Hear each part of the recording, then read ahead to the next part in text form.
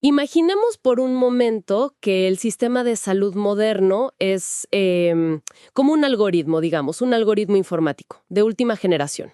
Claro, donde entran síntomas, la máquina procesa datos y, bueno, salen diagnósticos. Exacto.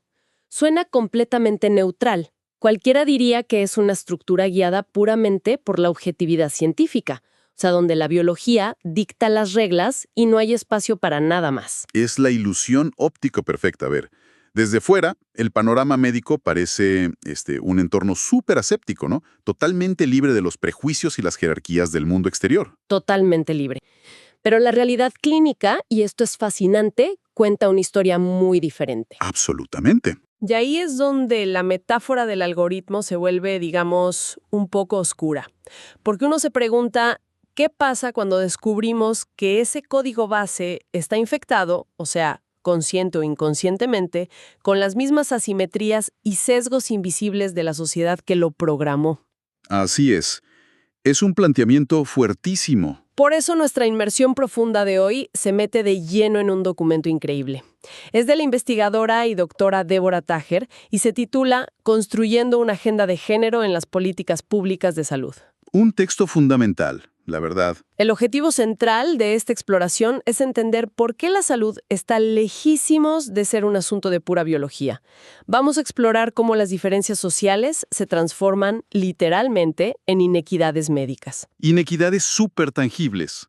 Tal cual, que definen desde quién se enferma y de qué, hasta, bueno, quién termina pagando la cuenta más alta en el hospital. Sí, el trabajo de Tager es un verdadero golpe de realidad. Te obliga a cualquiera que lo lea a levantar la mirada de la simple anatomía. Claro, a ir más allá del cuerpo físico. Exacto.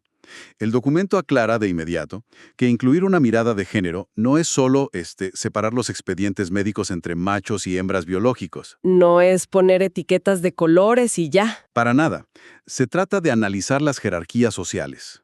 Es decir, cómo ese lugar de poder o de subordinación que la sociedad le asigna históricamente a varones y mujeres, pues termina moldeando todo Todo, el proceso. todo. La salud, la enfermedad y la atención. Y le añade una capa de complejidad al señalar que esto nunca actúa en el vacío. Claro, se mezcla con otras cosas. Se entrelaza inseparablemente con la edad, con el origen étnico y, por supuesto, con el estrato económico. Ahora, para comprender cómo opera este algoritmo en la actualidad, resulta muy útil mirar un poco hacia atrás. Porque si alguien revisa los debates públicos de hoy en día, podría pensar que esto del género en la medicina es una moda reciente. Sí, como si hubiera surgido hace 5 años. Exacto, una novedad. Pero el documento hace un recorrido histórico que demuestra que esto, en realidad, lleva gestándose muchísimo tiempo. A ver, el auge actual es el fruto maduro de décadas de trabajo. No fue, digamos, una epifanía espontánea de los ministerios de salud. Ojalá, pero no. Fue el resultado del activismo puro, del trabajo de defensa de derechos de los movimientos de mujeres. Todo ese esfuerzo logró que la equidad de género se instalara como un bien público global. Y hubo momentos clave a nivel internacional para eso, ¿verdad? Hubo puntos de inflexión ineludibles en los años 90. El documento resalta especialmente la Conferencia del Cairo en el 94 y la de Beijing en el 95. Dos cumbres gigantescas. Sí, ahí se establecieron directrices formales que obligaban a los estados a mirar la salud con otros lentes. Pero lo súper interesante aquí es que, según relata el texto, en América Latina esta transformación no aterrizó simplemente como, un manual de instrucciones enviado desde la ONU. Claro, no fue un copiar y pegar. Exacto. Hubo un terreno fértil preparado por corrientes muy locales. Totalmente. En América Latina hay una tradición muy robusta, liderada por la medicina social latinoamericana. ¿Ah, sí? Sí, organizaciones como ALAMES, que es la Asociación Latinoamericana de Medicina Social, dieron un marco teórico crucial. Ellos argumentaban que la salud no puede ser una mercancía, o sea, es un derecho ciudadano ligado a la justicia social. Y esa base local se fusionó con la Agenda Global de Género. Tal cual. Pero a ver, leyendo esos antecedentes, surge una contradicción enorme. Si esto viene empujándose con tanta fuerza desde los años 90, con tratados y un marco teórico tan sólido, porque todavía se siente en la práctica de muchos sistemas de salud como si fuera una idea radicalmente nueva. Esa es la tensión central que denuncia el análisis. Porque, a ver, firmar un tratado en una cumbre internacional requiere voluntad política, sí, pero desmantelar siglos de una división sexual del trabajo, Eso ya es otra historia. arraigada en los hogares y los hospitales, eso requiere una transformación cultural masiva. El texto muestra cómo estas políticas operan en el terreno de lo cotidiano, y ahí aparecen dinámicas muy perversas. Dinámicas perversas. Esa es la frase. Sí, de hecho, el documento detalla cómo ciertas iniciativas gubernamentales terminan castigando a las mujeres, todo bajo el disfraz del supuesto empoderamiento. Y ahí entramos en lo que el documento define como la trampa de la buena administradora. Es fascinante y a la vez un poco aterrador ver cómo los roles tradicionales se estiran hasta romperse. El mecanismo funciona así. Bajo la división sexual del trabajo clásica, la cultura designa a la mujer como la agente de salud principal de la familia. La que sabe a qué hora toca la pastilla. Exacto. Ella recuerda las citas médicas, cuida la fiebre, todo. El texto señala que hoy las mujeres están en el mercado laboral asalariado, ¿no? Lo cual es su primera jornada. La primera de muchas. Claro, porque no ha habido una redistribución real de las labores domésticas. Esa es la segunda jornada. Y el punto de quiebre ocurre cuando un familiar enferma crónicamente. Ahí nace lo que el texto llama la triple jornada. Una carga que físicamente parece insostenible, la verdad. Y lo más grave es que el sistema de salud parece aprovecharse de esta vulnerabilidad cuando implementa modelos supuestamente modernos. Como los famosos internamientos domiciliarios, Exactamente, la hospitalización en casa. que se venden como un modelo integral súper avanzado. Recuperación en la comodidad del lugar, se liberan camas, Suena genial en el papel. en el papel. Pero el análisis revela que esto suele funcionar como una coartada. En el fondo, es el Estado transfiriendo sus obligaciones de cuidado sanitario directamente a las familias. Y ya sabemos qué significa eso. Exacto. Como la sociedad no ha cambiado, decir la familia es un eufemismo diplomático para decir las mujeres de la familia. Es decir, es como si el sistema estatal estuviera subcontratando en secreto sus responsabilidades de salud pública a una fuerza laboral que no cobra ni un centavo. Ni uno solo. O sea, madres, esposas, hijas. Y para colmo, se presenta como un beneficio del sistema por el que hay que estar agradecidos. Esa es la lógica extractiva invisible que describe Tajer. Y ojo, porque se aplica igual a los programas sociales de apoyo financiero focalizados. Los que dan dinero directo. Sí, ministerios que otorgan un pequeño subsidio a las madres a cambio de cumplir con controles pediátricos. La justificación del gobierno es que el dinero va a las madres porque culturalmente se las considera más honestas y eficaces para administrar fondos escasos. Claro, desde una perspectiva utilitaria premian esa honestidad, pero el texto sugiere que hay un costo oculto muy doloroso ahí. El costo es devastador. El texto argumenta que tratarlas como buenas administradoras de la pobreza es asignarles un micropoder en el hogar. Un micropoder, claro, mientras están excluidas de las verdaderas decisiones macroeconómicas. Exactamente. Se asume que su función es ser el amortiguador de la crisis, combinar la triple jornada laboral, cuidar a los enfermos y encima administrar la escasez extrema. Todo eso genera un colapso. Un quiebre total. La autora diagnostica esto como una epidemia de tristeza, una crisis de salud mental femenina derivada puramente del agotamiento. Es estremecedor observar cómo las políticas diseñadas para aliviar la pobreza terminan consumiendo la salud mental de quienes la sostienen. Es una paradoja tremenda. Y bueno, frente a estos datos, uno podría asumir que la agenda de género trata únicamente sobre los problemas de las mujeres. Pero el documento da un giro súper interesante y demuestra que la inequidad de género también tiene un impacto letal, aunque distinto, en los hombres. El texto es muy tajante en esto. La perspectiva de género debe aplicarse a los varones ineludiblemente. Aunque históricamente no haya sido así. Claro, el campo nació visibilizando a las mujeres por su lugar social subordinado. Pero Tajer ilumina el reverso de la moneda. Ejercer el poder también enferma. La salud masculina sufre gravemente por la masculinidad hegemónica. Suena muy académico, pero cuando el texto traduce eso a tasas de mortalidad, los números son clarísimos. ¿Qué dicen exactamente los datos duros? Son irrefutables. En gran parte de los países de América Latina, los varones viven, en promedio, unos 7 años menos que las mujeres. 7 años es muchísimo. Muchísimo. Y no se explica por una debilidad genética.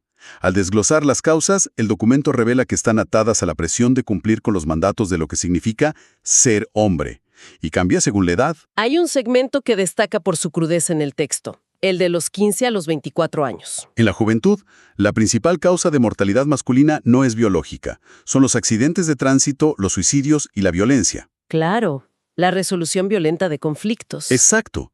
Hay una presión constante por validar la valentía ante los pares mediante la exposición temeraria al riesgo. Manejar a exceso de velocidad, conductas peligrosas.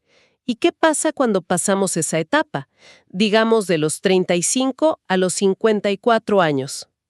El riesgo muta, se va hacia el interior del cuerpo. Ahí, las enfermedades cardiovasculares toman el primer lugar. ¿Vinculado al mandato de ser el proveedor? Me imagino. Así es. Y aquí entra un factor crítico que el documento llama socialización primaria. A los varones se les enseña sistemáticamente a ignorar el dolor desde la infancia. Les prohíben registrar su propio cansancio. Porque admitir vulnerabilidad equivale a perder estatus. O sea, es como si se les instalara un software para bloquear las señales de alarma del propio cuerpo, lo que hace que cuando finalmente llegan al hospital, ya sea tardísimo. Esa es la consecuencia nefasta para la medicina preventiva. Evitan los consultorios. Cuando ya un dolor agudo los obliga a ir, los cuadros clínicos están súper avanzados y el pronóstico empeora. Entonces, destacando esta paradoja, la exigencia social de que el hombre sea el proveedor invulnerable, que siempre ejerce el control, es irónicamente la misma trampa que lo hace mucho más vulnerable a una muerte prematura. Es el costo letal de la hegemonía.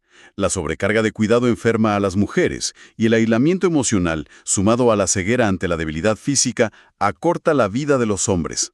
Ver cómo estas presiones literalmente acortan vidas es duro de procesar. Pero lo que resulta verdaderamente indignante en el documento es descubrir que el sistema de salud no solo ignora esto, sino que de hecho monetiza la diferencia biológica. Sí, la dimensión financiera es cruda, especialmente cuando las reformas sanitarias se rigen por puras lógicas de mercado. Hablemos de los seguros médicos privados. A ver, las aseguradoras comerciales tasan el riesgo usando reglas clásicas de mercado. Miran el sexo, la edad y los dependientes. Y el ejemplo chileno que menciona el texto es el reflejo perfecto de esta comercialización del cuerpo. El caso de las ISAPRES en Chile. Exacto. La desigualdad en el cobro era tan descarada que la propia cultura popular bautizó los planes como con y sin útero. Seguros con y sin útero. ¡Wow! La brutalidad de esas palabras lo resume todo. Y el impacto económico es feroz. Un plan para una mujer en edad reproductiva podía llegar a costar hasta 3 veces más que el de un varón de la misma edad sin útero. ¿El triple? Sí. La lógica penaliza económicamente la capacidad de reproducción. En vez de entender la maternidad como un proceso vital para la continuidad de la sociedad, las aseguradoras lo catalogan como un lujo de altísimo riesgo que el individuo debe pagar. A ver, cobrar un recargo por la capacidad reproductiva es desconcertante. Es el equivalente a que una aseguradora cobre el triple en el seguro del auto solo porque el vehículo viene con asientos para pasajeros. Totalmente. Tratan el hecho de llevar personas como un riesgo extremo, ignorando que el diseño del auto y la necesidad de la sociedad requieren esos asientos. Es una analogía certera. Privatizar un costo que debería asumirse socialmente. Y lo peor es que esa inequidad no se queda en los seguros formales. Claro, el famoso gasto de bolsillo. Exacto. Cuando hay que comprar medicamentos o pagar copagos, hay que observar cómo se negocian esos recursos escasos dentro del hogar. ¿Qué dinámica se observa cuando la paciente es la madre y el dinero no alcanza? Las mujeres salen sistemáticamente perdiendo. El documento cita estudios sobre enfermedades cardíacas. Cuando los tratamientos dependen del bolsillo familiar, para no afectar el presupuesto del hogar, la educación o la comida, ellas se ponen al final de la lista de prioridades. Abandonan su propio tratamiento. O lo racionan de forma peligrosa. Y ya que tocas el tema de los problemas cardíacos, eso abre la puerta a una falla sistémica terrible dentro de la clínica misma: la invisibilidad médica. El sesgo no solo afecta a billeteras, afecta el diagnóstico. El manejo de las cardiopatías isquémicas es el ejemplo más alarmante de cómo esto cuesta vidas. Porque la medicina basó sus estudios en el hombre, ¿no? Claro, como los hombres sufren más esto en ciertas edades, la cardiología modeló el infarto basándose casi exclusivamente en el cuerpo masculino. Lo cual genera un punto ciego inmenso cuando una mujer entra por la puerta de emergencias. Un punto ciego mortal. Si un hombre llega agarrándose el pecho, se activa un código rojo inmediato. Pero el texto advierte que las mujeres suelen presentar síntomas distintos: dolor de mandíbula, fatiga extrema, mareos o malestar estomacal. Y el algoritmo médico no está calibrado para eso. Para nada. Entonces, los síntomas frecuentemente se minimizan, se confunden con simples cuadros de ansiedad y la atención se retrasa. Resultado: mayores tasas de mortalidad en mujeres que sufren infartos. ¡Qué fuerte! Y este sesgo ni siquiera se detiene en los pacientes. Una de las partes más reveladoras del texto es ver los recursos humanos. O sea, quién trabaja dentro del sistema de salud y qué posición ocupa. La estructura laboral médica es un espejo de la sociedad. Las profesiones con menos poder de decisión y prestigio, como enfermería,